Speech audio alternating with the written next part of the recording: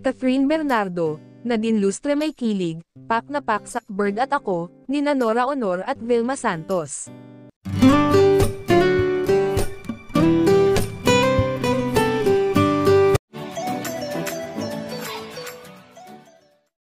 Approve sa Star for All Seasons na si Vilma Santos ang tambalang Catherine Bernardo at Nadine Lustre para sa remake ng T-Bird at Ako.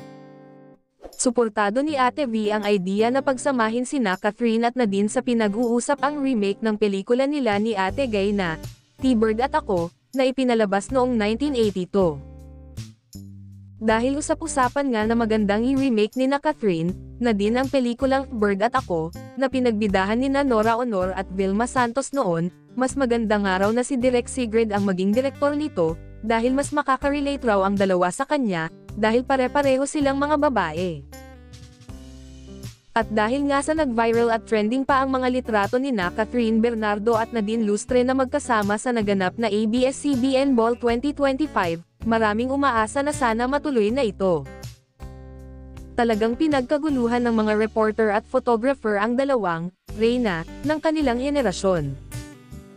Parehong nagmumura ang kagandahan at kaseksihan ng dalawang award-winning actress sa naganap na ABS-CBN Ball 2025, kaya naman pak na pak ang pagpo-post nila sa red carpet ng magkasama.